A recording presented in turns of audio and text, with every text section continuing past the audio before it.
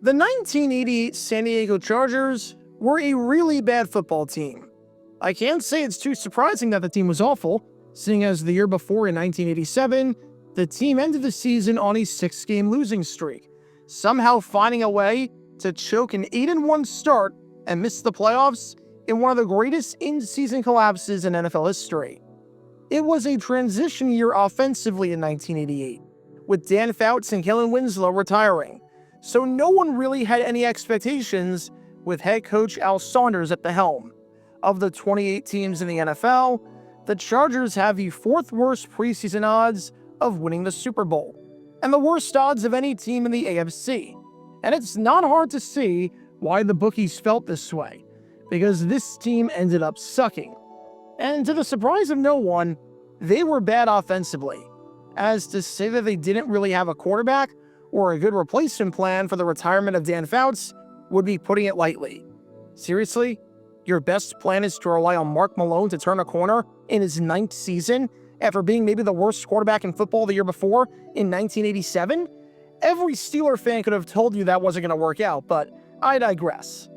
But what was really disappointing about the Chargers in 1988 was the fact that their defense was also really bad. The offense being bad, that was expected. But the defense, which was supposed to improve, most definitely did not, finishing in the bottom half of football, forcing the 3rd fewest turnovers in the league, allowing the 2nd most first downs in the league, and finishing in the bottom half in just about every major category, including a 21st place finish in yards allowed. On 3 separate occasions, the Chargers allowed more than 440 yards. No team had more games doing that across the 1988 season.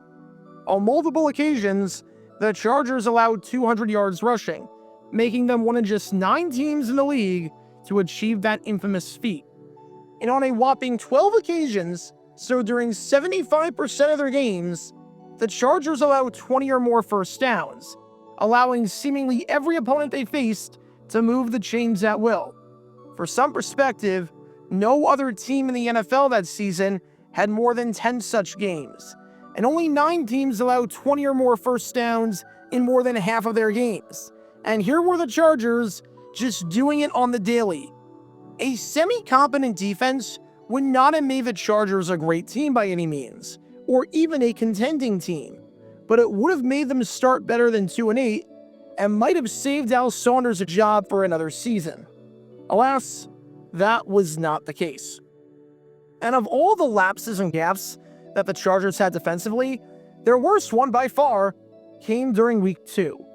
It's September 11th, 1988, and we've got an AFC West divisional matchup at Mile High between the Chargers and the heavily favored Denver Broncos, the team that made it to the Super Bowl and won the AFC in each of the past 2 seasons. The team that has had the Chargers number just about every year of the John Elway era, and the team that is projected to win this game by 12 points, according to the Vegas odds makers. They're projecting a bloodbath. To say that this is a must-win game, even though it is only Week 2, would be putting it lightly, as if you start the season 0-2, good luck making the playoffs. For some perspective, no team in 1985 or 1986, the last 2 full, non-strike shortened seasons, made the playoffs after an 0-2 start. So you're really putting yourself behind the 8 ball with not just an 0-2 start, but with an 0-2 start with both losses coming against divisional opponents, seeing as the Chargers lost their first game to the Raiders by a final score of 24-13. But at least in that Raiders game, the Chargers showed some competence on the defensive side of the ball. This game against the Broncos, non-existent.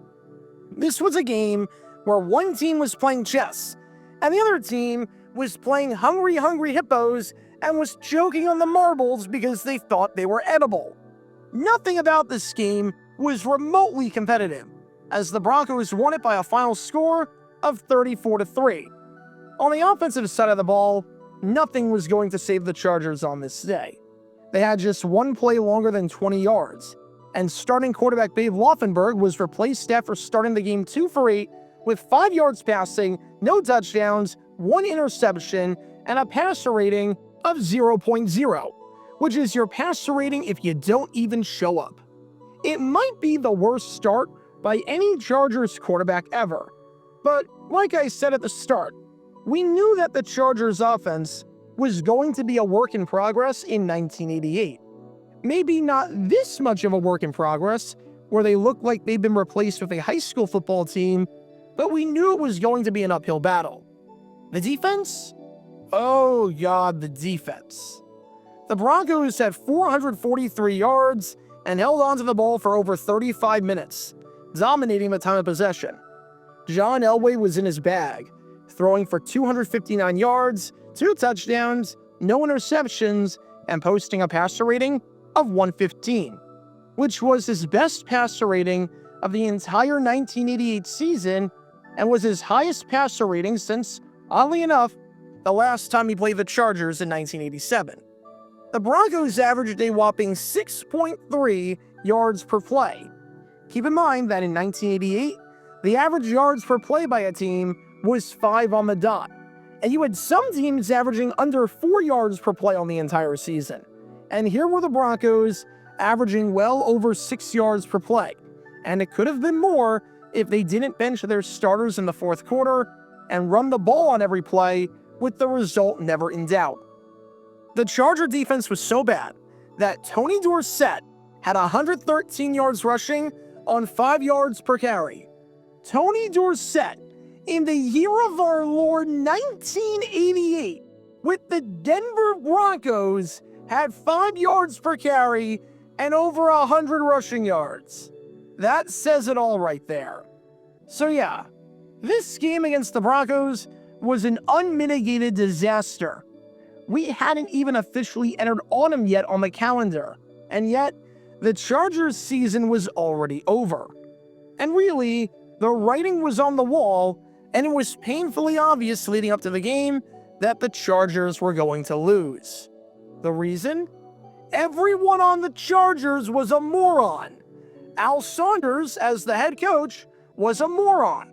The defenders on the team were morons.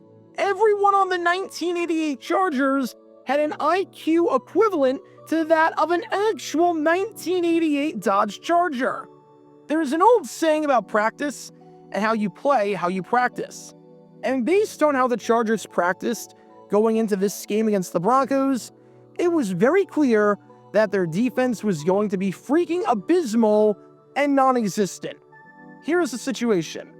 The Chargers were preparing to go up against the Broncos. So on Thursday before the game, they have the defense line up and run plays against the scout team offense, which was designed to mimic the Broncos and their style as much as possible. On offense, the Chargers lined up with their scout team, and on defense, the Chargers lined up with 4 defensive linemen, 2 linebackers, and 4 defensive backs, running their signature 4-2-4 defense. Now you might be thinking to yourself, wait a second, that doesn't sound right. You need 11 guys to play defense. 4 defensive linemen plus 2 linebackers plus 4 defensive backs equals 10. So you're down a man. And if you're thinking that, then you'd be right.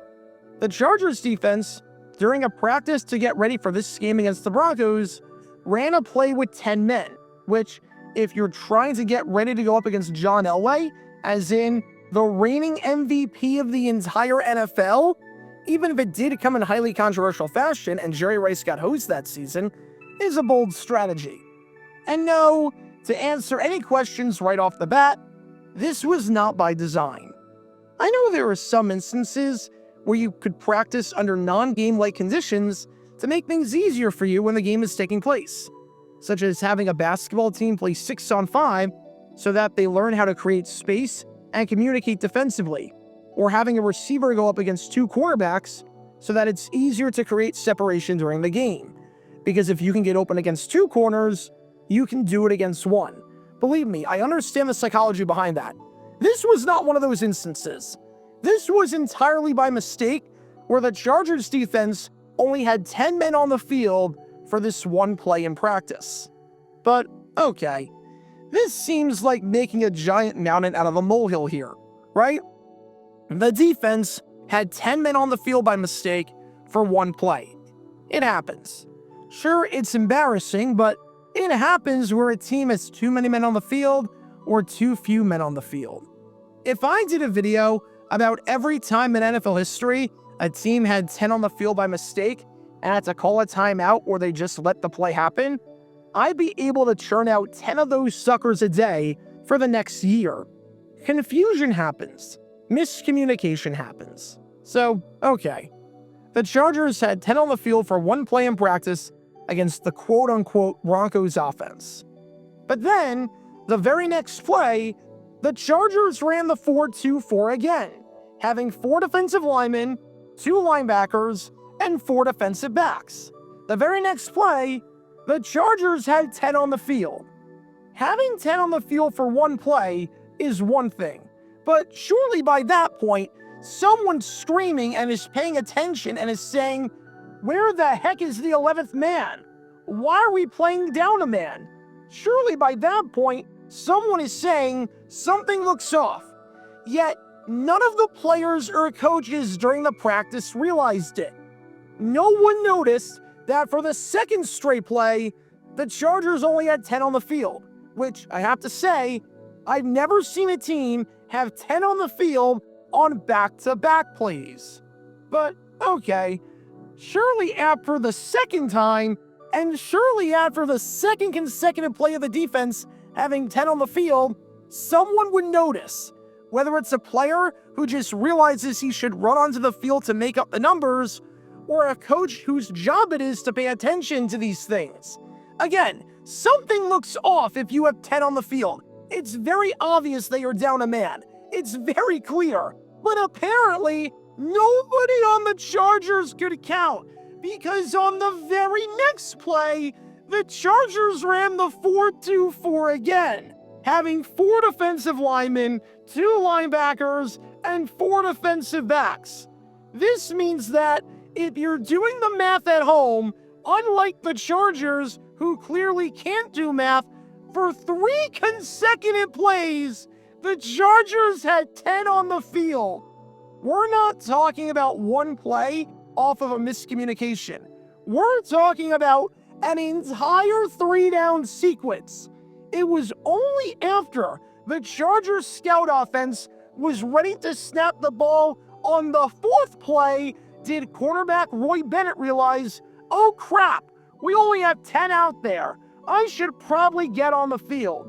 Meaning that it took the Chargers 2 whole minutes and nearly 4 plays for one person out of the many on the team and the coaching staff to realize that they were playing down a man.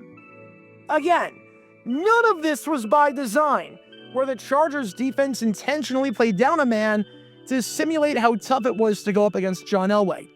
For 3 straight plays, the Chargers were genuinely down to 10, and no one, not one single coach, recognized it.